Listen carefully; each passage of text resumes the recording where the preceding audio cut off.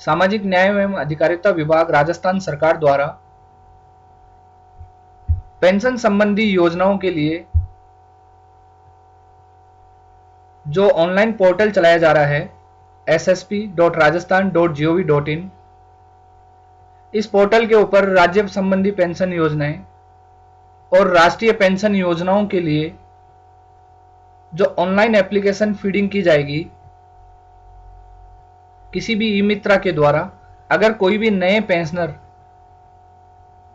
जो इस संबंधित पेंशन के लिए ऑनलाइन अप्लाई करना चाहते हैं, उसके लिए मैं जो पूरी प्रोसेस है आज आपको यहाँ पर पूरा प्रोसेस बताने जा रहा हूँ कि किसी भी नए पेंशनर को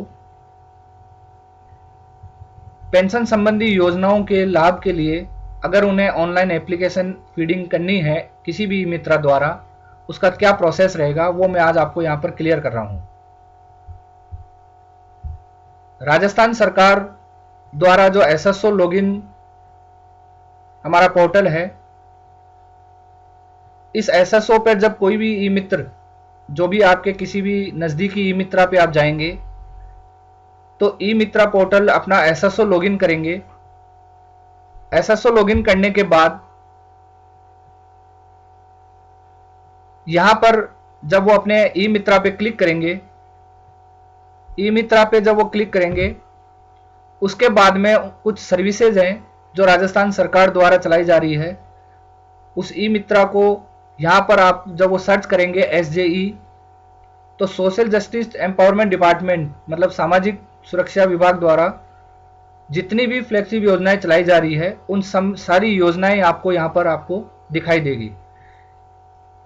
इन योजनाओं में एसजेई अप्लाई फॉर पेंशन रजिस्ट्रेशन, इस पर जब आप क्लिक करेंगे, मैं ये ई मित्रा के लिए बता रहा हूं कि कोई भी ई मित्रा जो है किसी भी पेंशनर का ऑनलाइन एप्लीकेशन फीडिंग करेंगे तो वो किस तरीके से करेंगे। तो जब वो इस ऑप्शन पे क्लिक करेंगे और क्लिक करने के बाद जो उनका थंब लॉगिन है उससे जब वो लॉगिन करके जब यहाँ पर सोशल सिक्योरिटी पेंशन पे जाएंगे तो आप यहाँ पर एप्लीकेशन का जो ऑप्शन मिलेगा उस एप्लीकेशन में कियोस्क नाम से एक ऑप्शन आएगा।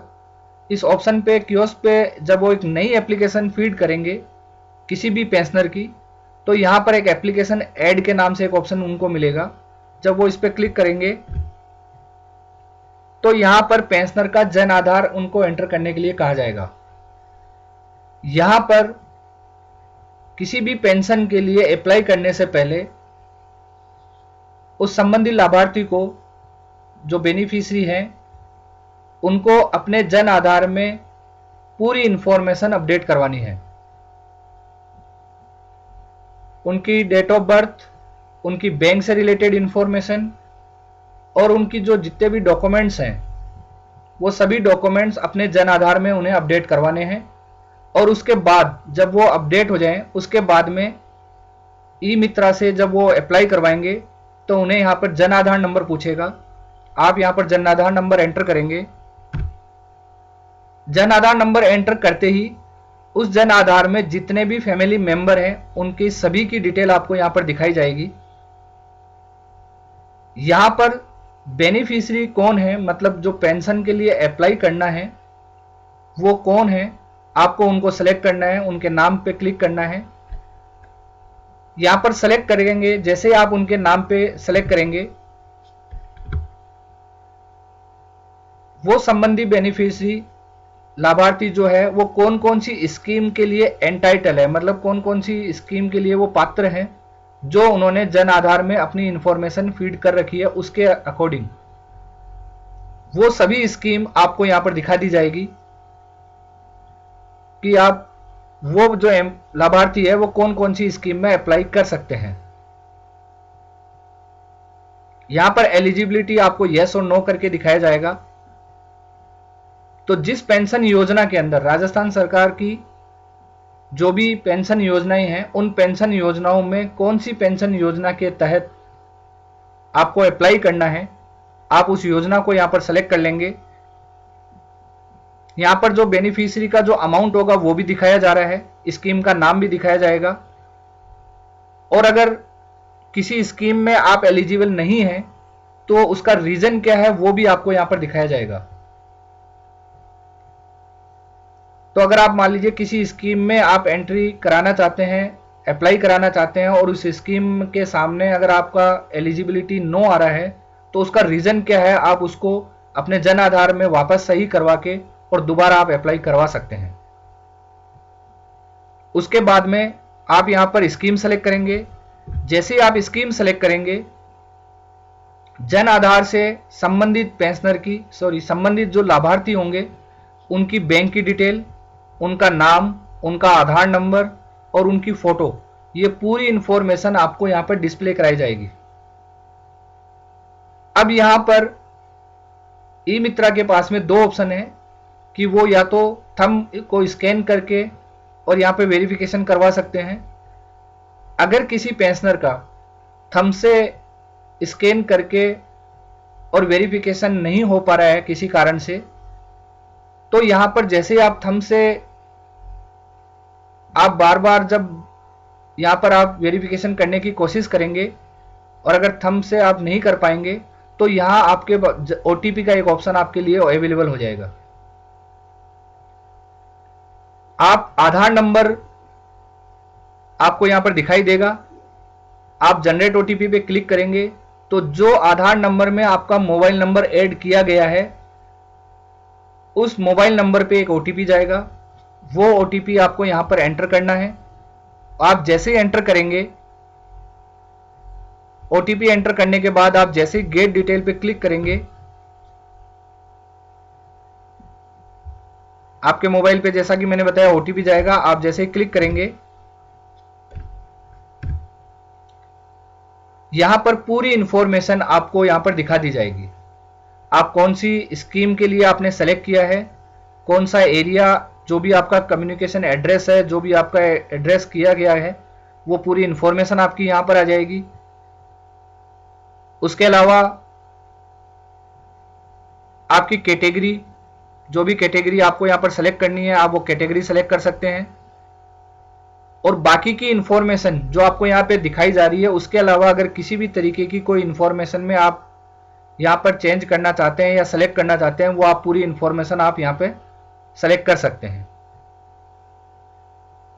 जो जन आधार से संबंधित इंफॉर्मेशन है वो आप यहां पर चेंज नहीं कर पाएंगे।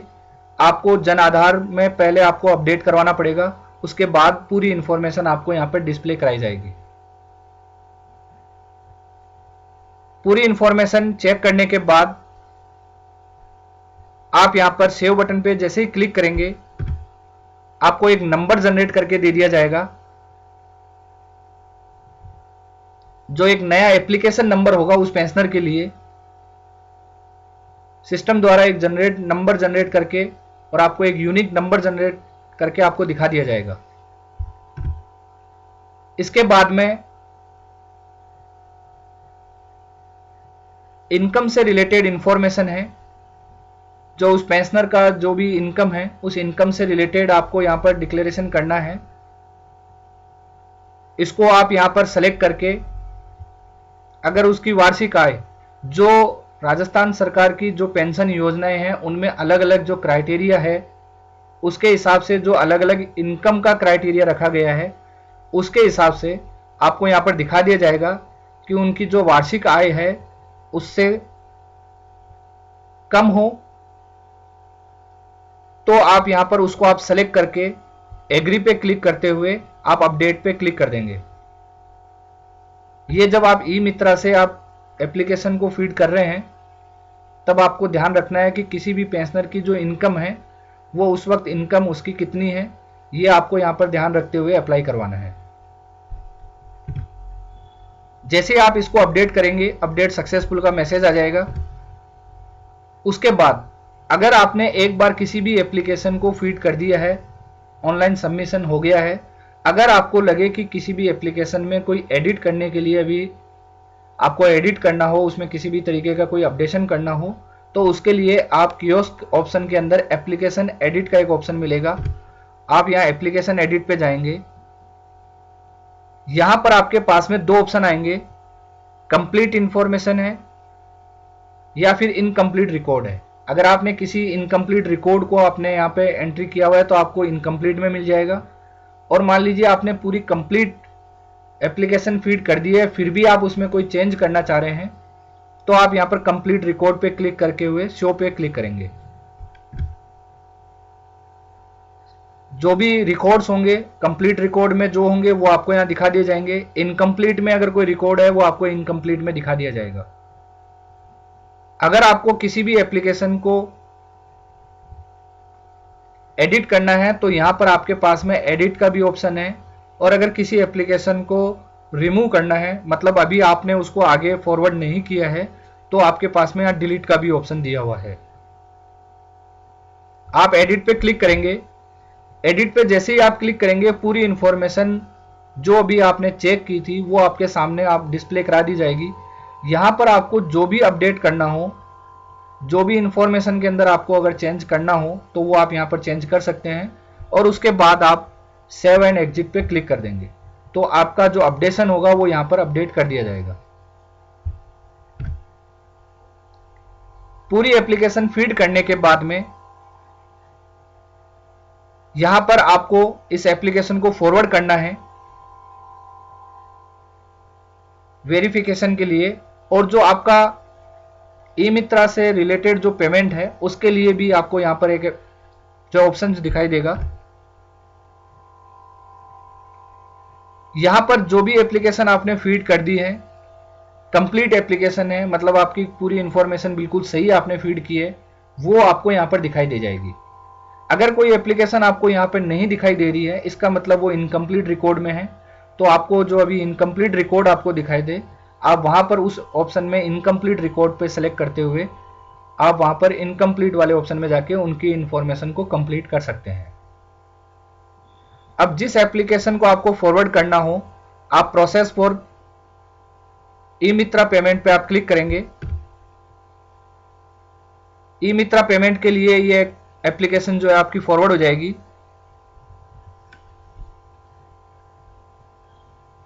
आपका ई मित्रा पोर्टल पे पेमेंट होने के बाद में ये एप्लीकेशन सैंक्शन के लिए जो है आगे सक्सेसफुली फॉरवर्ड कर दी जाएगी। पेमेंट के लिए आपको एक रिसिप्ट आपको इस तरीके से दिखाई जाएगी। जैसे आप उस पर ओके करेंगे ये पूरी इंफॉर्मेशन आप चेक कर लेंगे कि आपने जो एप्लीकेशन फीड की है और जो नया क्रमांक आया है एप्लीकेशन का, जो एप्लीकेशन नंबर आपके सामने आए थे वो एप्लीकेशन नंबर कौन सी योजना में लाभार्थी है, उसके अलावा उसकी बाकी की पूरी इंफॉर्मेशन आपको यहां पर दिखाई दे जाएगी। यहां से आप पेमेंट करने के बाद में ये एप्लीकेशन जो है वो वेरिफिकेशन हो जाएगी, सैंक्शन कर दी जाएगी। क्योंकि वेरिफिकेशन और सैंक्शन सिस्टम द्वारा जन आधार से जो इंफॉर्मेशन ली जा रही है उसके आधार पे ऑटो जो है सैंक्शन जनरेट कर दी जाएगी। संबंधित पेंशनर के जो मोबाइल नंबर है उस मोबाइल नंबर पे इंफॉर्मेशन सेंड कर दी जाएगी। इसके साथ ही जो भी आपके सैंक्शन अथॉरिटी हैं अर्बन एरिया के लिए जैसे एसडीएम ऑफिस है या एसडीओ ऑफिस है, रूरल एरिया के पंचायत समिति में जो बीडीओ ऑफिस है वो सैंक्शन अथॉरिटी है पेंशन के मामले में, उनके लॉगिन में इस सैंक्शन ऑर्डर को प्रिंट करने का एक ऑप्शन दिया गया है। यहां से वो इस सैंक्शन ऑर्डर का वो प्रिंट करेंगे। यहां से प्रिंट करके और संबंधित पेंशनर को जो है वो एप्लीकेशन सेंड कर दी जाएगी। इसके लिए जो सैंक्शन अथॉरिटी होंगे उन सैंक्शन अथॉरिटी के लॉगिन में प्रिंट सैंक्शन ऑर्डर का ऑप्शन है। यहां पर वो डिटेल सेलेक्ट कर लेंगे कि वो कौन से एरिया से हैं, कौन सी ग्राम पंचायत है या अर्बन है तो कौन से वार्ड से हैं, कौन सी स्कीम है, एप्लीकेशन नई है या पुरानी ऑलरेडी पहले से फीड है, और उसकी सैंक्शन डेट क्या है, मतलब कौन सी सैंक्शन डेट से लेकर कौन सी सैंक्शन डेट के बीच में कोई एप्लीकेशन आई है। आप सर्च करेंगे, जो भी एप्लीकेशन होगी आपको यहां पर दिखाई जाएगी। यहां पर आप उस एप्लीकेशन को सेलेक्ट करेंगे। एप्लीकेशन को सेलेक्ट करने के बाद जनरेट सैंक्शन ऑर्डर पे आप क्लिक करेंगे। आप ये जो सैंक्शन ऑर्डर है वो हिंदी में या इंग्लिश में जैसे भी सेलेक्ट करेंगे आपका सैंक्शन ऑर्डर आपके सामने प्रिंट होने के लिए अवेलेबल हो जाएगा।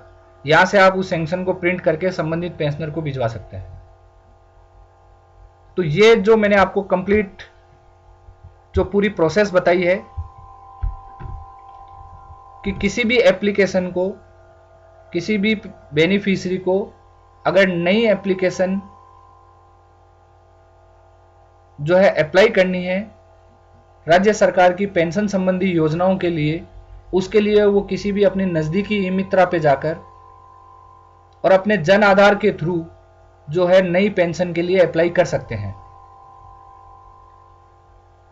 यहां पर आपकी जन आधार में जो इंफॉर्मेशन है, आपकी बैंक से रिलेटेड इंफॉर्मेशन, इसके अलावा जिस स्कीम के लिए आप अप्लाई कर रहे हैं, वृद्धावस्था के लिए अप्लाई कर रहे हैं, तो आपकी जो डेट ऑफ बर्थ है, जन्म दिनांक है, वो अपडेटेड हो। उसके अलावा अगर मान लीजिए आप विधवा पेंशन एकल नारी के लिए अगर आप अप्लाई कर रहे हैं तो उससे रिलेटेड जो विडो अपडेशन है, डेथ सर्टिफिकेट है, वो सारी चीज़ें इंफॉर्मेशन आपके जन आधार में अपडेटेड हों। उसके बाद आप यहाँ पर किसी भी ई मित्रा से जब अप्लाई करेंगे तो जन आधार से एप्लीकेशन को फीड करने के बाद में वेरिफिकेशन और सैंक्शन ऑटोमेटिकली जो है सिस्टम द्वारा जो है सैंक्शन जो है जनरेट हो जाएगी। संबंधित पेंशनर को आप जो है स्लिप दे सकते हैं जो कि मैंने आपको बताई है। और इसके अलावा उसका जो ओरिजिनल सैंक्शन ऑर्डर है, वो ओरिजिनल सैंक्शन ऑर्डर ग्रामीण एरिया के लिए पंचायत समिति से और शहरी क्षेत्र के लिए अपने एसडीएम या एसडीओ ऑफिस से वो प्राप्त कर सकते हैं। यहां पर सैंक्शन जनरेट होने के बाद में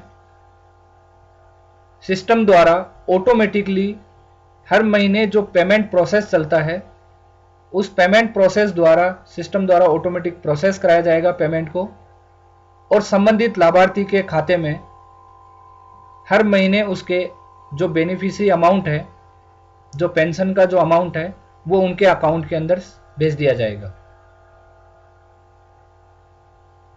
तो यहाँ पर पेंशन को अप्लाई करने से लेकर और पेंशन के अकाउंट में पेंशनर अमाउंट आने तक जो पूरा प्रोसेस है वो सिस्टम द्वारा सामाजिक सुरक्षा पेंशन पोर्टल द्वारा ऑटोमेटेड किया गया है। यहाँ पर आपको किसी भी लाभार्थी को जन आधार के थ्रू सिर्फ अप्लाई करवाना है। अगर उसमें वहाँ पर सारी इंफॉर्मेशन बिल्कुल सही है तो आप यहाँ पर जो है पेंशन के लिए अप्लाई कर सकते हैं। इस संबंधी किसी भी तरीके की इंफॉर्मेशन के लिए आप समाज कल्याण से अपने नज़दीकी जो भी समाज कल्याण ऑफिस है आप वहाँ से कांटेक्ट करके आप इसकी और इन्फॉर्मेशन आप ले सकते हैं। और किसी भी तरीके की कोई तकनीकी इशू होने के लिए, अगर तकनीकी इशू आपके सामने आता है तो आप संबंधित समाज कल्याण ऑफिस से कांटेक्ट करके आप उन्हें इन्फॉर्म कर सकते हैं। धन्यवाद।